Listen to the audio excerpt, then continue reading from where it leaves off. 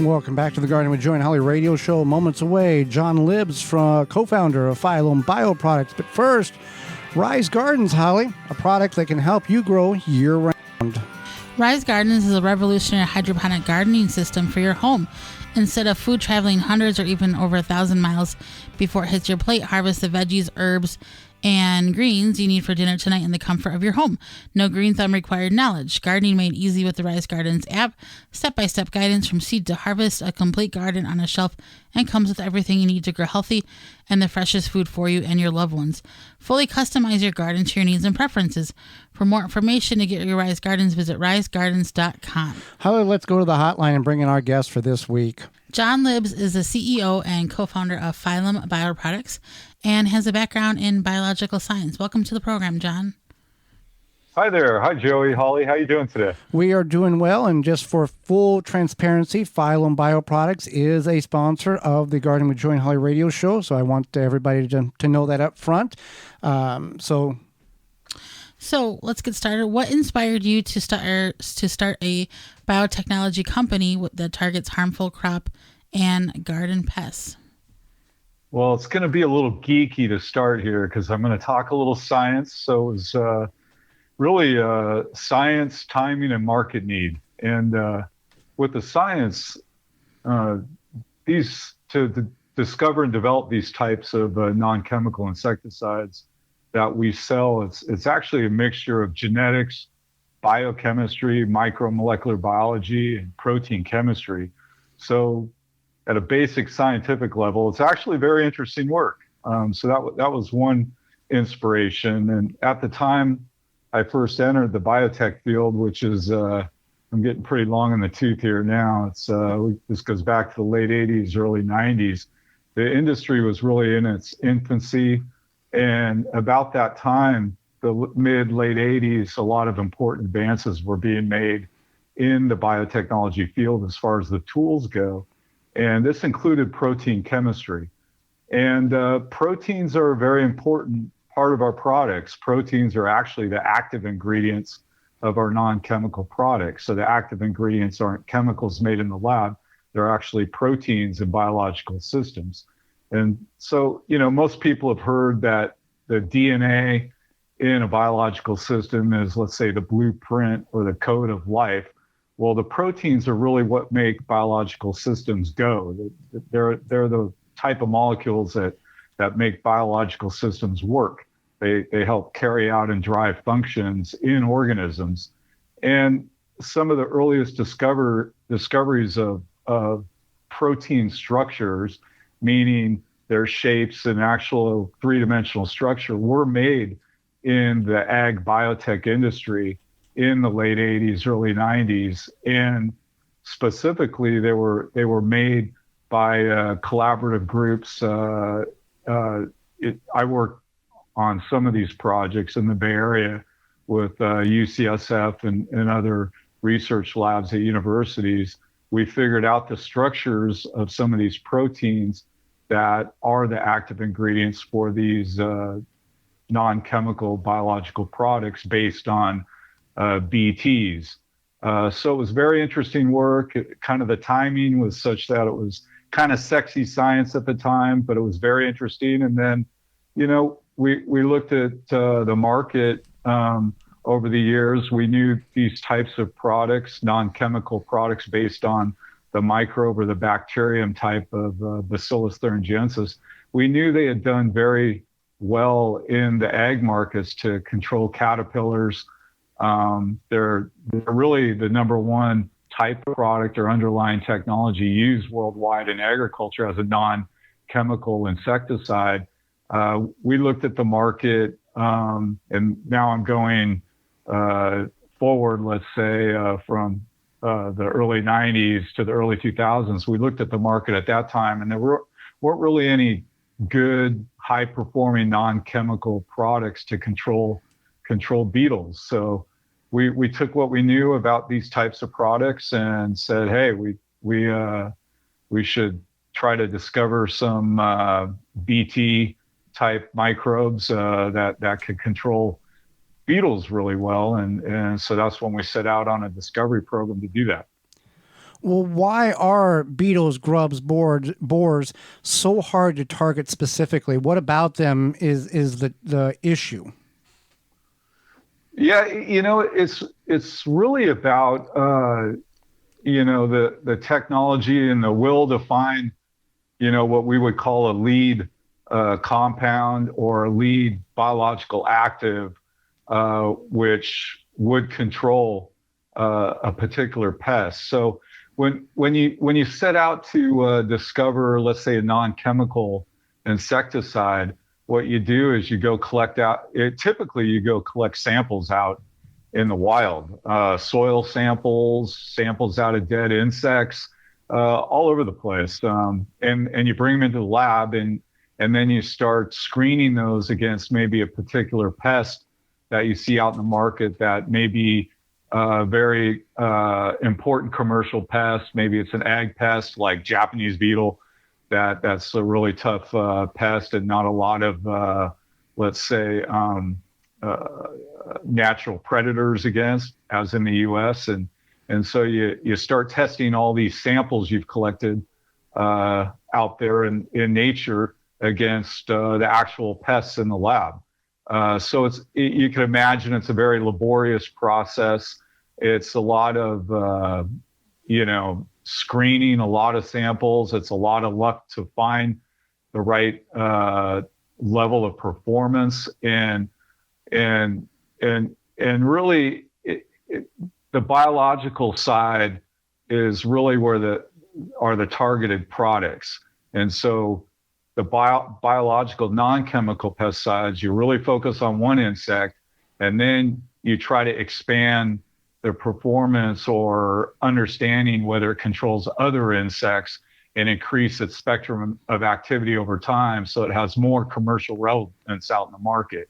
Whereas when you're developing chemical insecticides, it's almost the flip of non-chemical, where you develop a new chemical compound, and you pretty much can assume if it's a chemical compound, it's actually going to be toxic to almost all insects.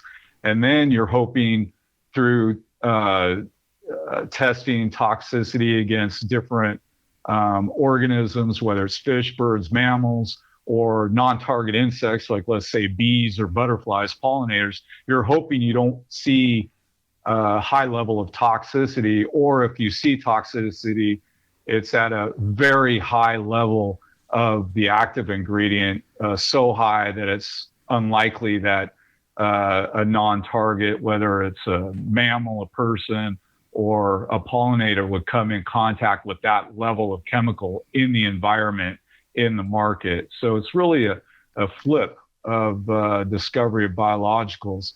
And so, what it comes down to, it's just really difficult, really time consuming, and very capital intensive to find a targeted control, whether it's taking a lot of risk on the front end, as you would on discovering a biological or non-chemical lead active, where you're doing a lot of screening, spending a lot of money at the front end through all this work, trying to screen all these samples down to a couple of good leads to carry through development, or whether it's a chemical and you have a bunch of different leads at the beginning and you're whittling those down on tox studies, and you're hoping by the time you get into regulatory that the tox profile is not that, let's say, deleterious to non-target organisms.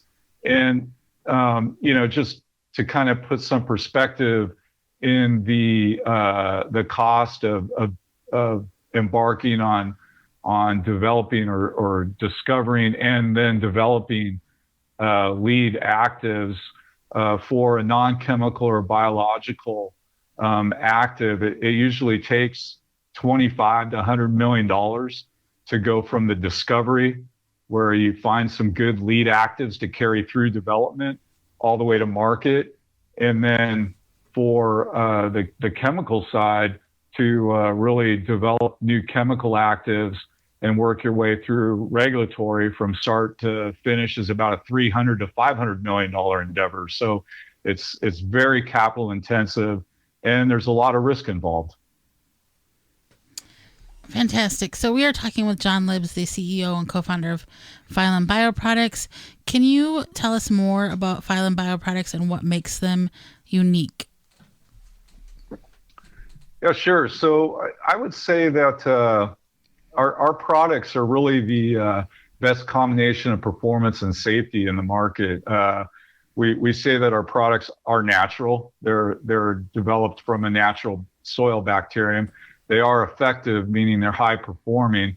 They actually perform at the level of many of the chemical competitors. For instance, if we're focusing on grub gone, our granular product, they spread on turf, irrigated in to control turf grubs. It performs nearly at the level of the imidacloprid products. It actually performs better than the acelepryn-based products from mid-season later. So these products, they're natural, but they're very powerful natural products, but they're also very targeted. As you mentioned earlier, that they only perform or they only have toxicity to certain beetles, and also some weevils that are also beetles, and borers, those are common names, that are also beetles. So that they're natural, effective, and targeted.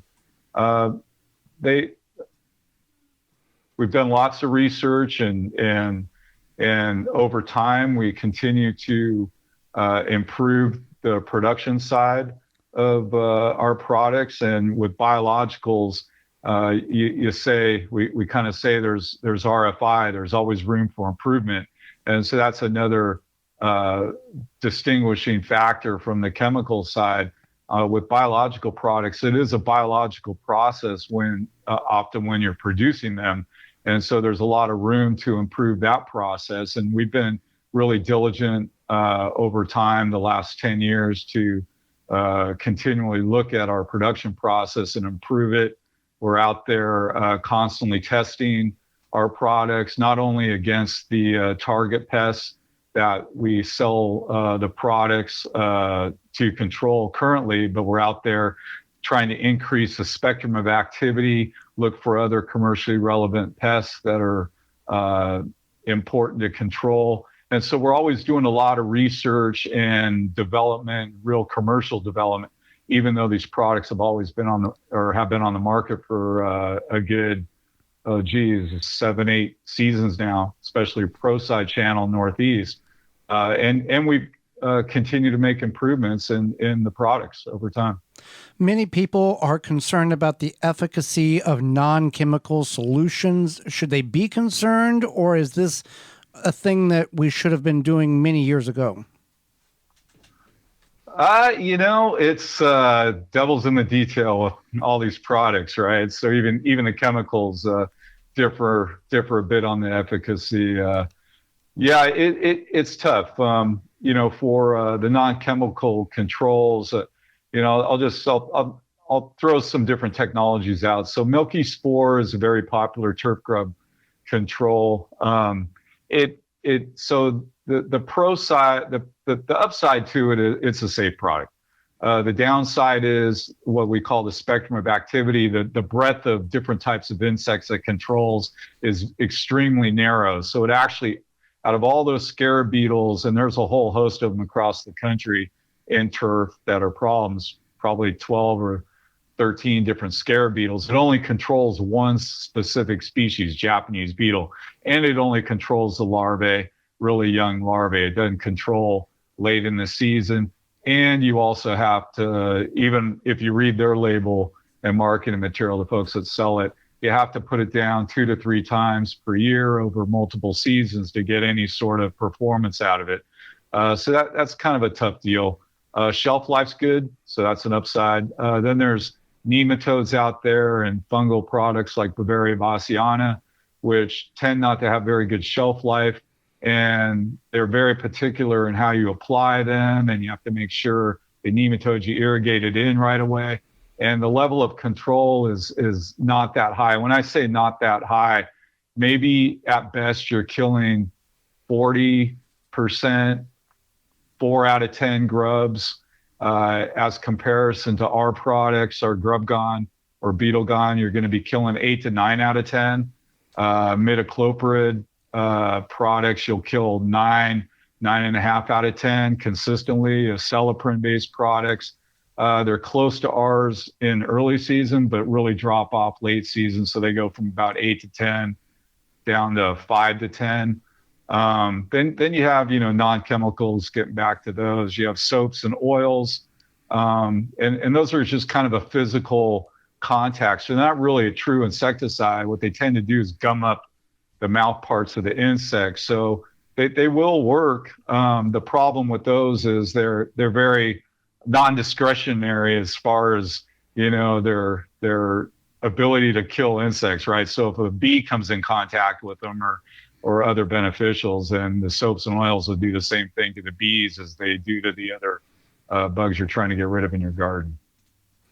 Fantastic. Well, we've really enjoyed having you on the program to talk about all this great information. How can people find out more? Yeah, sure. A lot of questions I get are, will your products work against this insect? And there's always a lot of new insects coming into the U.S. And I first go to Wikipedia. It's a good source of information for insects. And first thing with, if you're thinking about using a biological or non-chemical, you want to ID the insect.